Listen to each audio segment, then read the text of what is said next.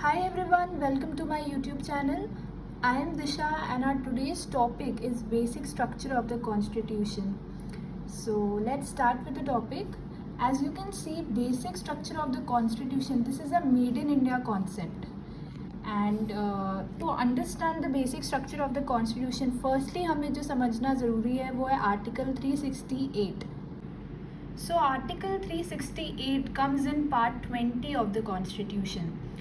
And Article 368 जो है वो Constitutional Amendment से related article है. So we will firstly read the article. Notwithstanding anything in this Constitution, Parliament may, in exercise of its constituent power, amend by way of addition, variation, or repeal any provision of this constitution in accordance with the procedure laid down in this article. So जैसा कि हम देख सकते हैं यहाँ पे parliament की बात हो रही है. Parliament not state legislature. So parliament can amend by way of addition, variation or repeal. Addition by adding something, variation by changing something, or repeal by removing any provision of this constitution. मतलब ये parliament जो है ये constitution का कोई भी provision को amend कर सकता है. Any part of the constitution in accordance with the procedure laid down in this article. जो ये वर्ड एनी आ रहा है ये बहुत इंपॉर्टेंट है यहाँ पे. अब हम देख रहे हैं आर्टिकल 13. ओके, आर्टिकल 13 सेज, वैसे आर्टिकल 13 का बेसिक मीनिंग यही है, you can not touch part 3 of the constitution. That is part 3 में आता है फंडामेंटल राइट्स, और it will be declared as null and void. So in the above article 368 हमने पढ़ा है कि parliament can amend any provision of the constitution. मतलब parliament constitution का कोई भी प्रोविजन को अमेंड कर सकता है. और आर्टिकल 13 में हम ये देख रहे हैं कि पार्ट 3 को आप टच नहीं कर सकते हो जो फंडामेंटल राइट्स हैं, नहीं तो it will be declared as null and void. अब ये क्वेश्चन आता है कि is article 368 unlimited in power और is article 13 a limit to article 368. So we had our first Constitutional Amendment Act in 1951 and this Constitutional Amendment Act was passed by Nehru government. इसमें जो है article 31 को amend किया था, that is compulsory acquisition of property. And अगर आप ध्यान से देखोगे तो आर्टिकल 31 जो है वो पार्ट 3 में आता है, पार्ट 3 ऑफ द कॉन्स्टिट्यूशन में आता है. और अगर ये पार्ट 3 ऑफ द कॉन्स्टिट्यूशन में आता है तो इसका मतलब ये एक टाइप ऑफ फंडामेंटल राइट है. तो एक तरह से कॉन्स्टिट्यूशन अमेंडमेंट एक्ट जो 1951 का था हमारा फर्स्ट, उससे इन्होंने पार्ट 3 को अमेंड कर दिया था, राइट टू प्रॉपर्टी. एंड यहाँ पे साफ साफ लिखा हुआ है that you can not touch part 3 of the constitution, fundamental rights, और it will be declared as null and void. So ये जो फर्स्ट कॉन्स्टिट्यूशनल अमेंडमेंट एक्ट था इसको जो है चैलेंज किया था Shankari Prasad versus Union of India case में, that was in 1951. It challenge the first constitutional amendment act of 1951 and Supreme Court said that there can not be any limit to article 360. Supreme Court said कि यहाँ पे article 368 में तो कोई limit नहीं है. यहाँ पे parliament can through its constituent power amend by way of addition, variation और repeal any part of the constitution. Any मतलब anything and everything.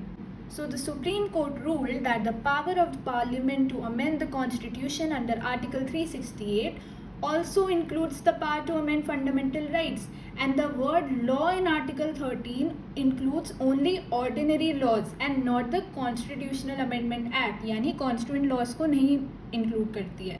And it is written here in Article 368 that Parliament may in exercise of its constituent power. And Article 13 में क्या है? It includes only ordinary laws. So basically क्या हुआ, supreme Court ने जो हमारा first constitutional amendment act था 1951 को, उसको एब्सोल्युटली वैलिड डिक्लेयर कर दिया. So after our first constitutional amendment act of 1951, we had 17th Constitutional Amendment Act of 1964. तो ये जो 17th Constitutional Amendment Act था, this also attacked the right to property, and right to property comes in part 3 of the Constitution. So this was challenged by Sajjan Singh versus State of Rajasthan वाले case में, and the Supreme Court's judgment was that there is no limit on Article 368 and it can amend anything and everything. सो इस case में भी वही हुआ जो last case में हुआ. Article 368 is not limited by article 13. Then we had this Golak Nath versus State of Punjab case of 1967, and this was judged by 11 judge bench of Supreme Court, and इसमें Supreme Court ruled. So this was the first time that Supreme Court ruled that fundamental rights are given a transcendental and immutable position. तो transcendental का मतलब you can say beyond ordinary or superior. Fundamental rights are given a superior position and they cannot be changed, and hence the parliament cannot abridge or take away any of these fundamental rights. So this was the first time Supreme Court ruled that fundamental rights cannot be amended, cannot be abridged. Then comes the 24th Constitutional Amendment Act of 1971. This act amended Article 13 and Article 368 as well. In Article 13 of the Constitution, after Clause 3, the following clause shall be inserted. That is, nothing in this article shall apply to any amendment of this Constitution made under Article 368. तो basically इसका ये है मतलब कि Golaknath case में article 13 में जो भी है जिससे वो आर्टिकल 368 को लिमिट कर पा रही है, अब इस अमेंडमेंट के बाद ऐसा कुछ नहीं होगा. आर्टिकल 13 में article 13 will not apply to article 368, or you can say Article 13 cannot limit Article 368. It declared that the Parliament has the power to abridge or take away any of the fundamental rights under Article 368, and such an act will not be a law under the meaning of Article 13. तो ये जो हमारा 24th constitutional amendment act था 1971 का, इसने article 13 की जो भी वैल्यू थी, या जो आप कह सकते हो जो चीज़ लिमिट करी थी अभी तक आर्टिकल 368 को, उसको बिल्कुल रिमूव कर दिया. It made article 13 absolutely useless, and that article 13 can not B limiting article 368.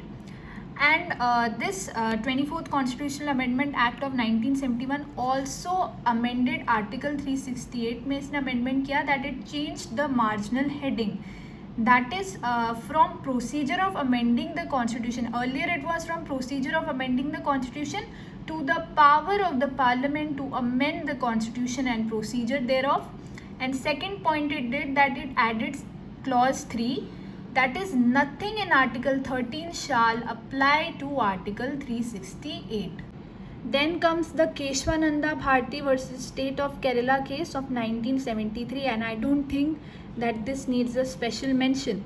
So this was a remarkable case, and 13 judge bench of Supreme Court ruled it, and जो ratio था that was of 7:6, 7 in favor and 6 in against. इसमें जो है ये जो 13 जज bench था Supreme Court का, they thought that we can not give article 368 unlimited parts, because unlimited parts type की कोई चीज़ नहीं होती है डेमोक्रेसी में. Democracy is all about debate, discussion and checks and balances. So Supreme Court ने they thought that we can not give unlimited parts to article 368, and fundamental rights is not the thing that will limit article 368. तो वो क्या चीज़ होगी जिससे हम article 368 पर limit लगा सकते हैं. So that was they laid down a new doctrine of basic structure of the constitution. Supreme Court overruled its judgment and stated that Parliament is empowered to abridge or take away any of the fundamental rights. At the same time, it laid down a new doctrine of the basic structure of the Constitution. Basic structure is the only limit to Article 368. तो ये जो हमारा basic structure of constitution of India है, ये एक judicial responsibility है. Judicial responsibility in sense कि ये जजेस के ऊपर है, ये उनका डिसीजन है कि आपको इसमें क्या इन्वॉल्व करना है और क्या इंक्लूड नहीं करना है. जैसे like cases to cases you can जैसे आज we can say that democracy is under basic structure, republic is under supremacy of constitution is under basic structure, judicial review is under. So this is a evolving idea. You cannot fix it कि बस इतना ही basic structure है, इसके बाद हम कुछ include नहीं कर सकते. This is an evolving idea and it is a judicial responsibility. It is left up to them. Then came the 39th Constitutional Amendment Act of 1975 and इसमें क्या हुआ, आर्टिकल 329 में ए पार्ट ऐड किया जिसमें it was that in the speaker and PM election they can not B challenged in the court. मतलब कोई judicial review नहीं है. अगर स्पीकर और पीएम का इलेक्शन होगा प्राइम मिनिस्टर का, तो वो पार्लियामेंट में ही इन्वेस्टिगेट करके वहीं पे चीज़ ख़त्म हो जानी चाहिए. इसको हम कोर्ट में चैलेंज नहीं कर सकते हैं. तो हाउ इज़ दिस पॉसिबल ना. Supreme court rule that you can not touch the judicial review, क्योंकि जुडिशियल रिव्यू अभी मैंने आपको बताया it is already a part of basic structure doctrine. तो ये ऐसे कैसे बोल सकते हैं कि कोर्ट में चैलेंज नहीं हो सकता. So basically judicial review is already a part of basic structure doctrine. Then comes our 42nd Constitutional Amendment Act of 1976. In this Article 368 में any amendment by Parliament shall not be challenged in court of law. तो फिर से ये एक तरह से judicial review पे attack है कि कोर्ट ऑफ लॉ में आप रिव्यू नहीं कर सकते, आप चैलेंज नहीं कर सकते. So there was this Minerva Mills case. This is a very popular case 1980 में. In this, it was ruled that judicial review was to be considered omnipotent. Omnipotent means that India में ऐसी कोई चीज़ नहीं है जो judicial review में नहीं आ सकती. Judicial review is present everywhere.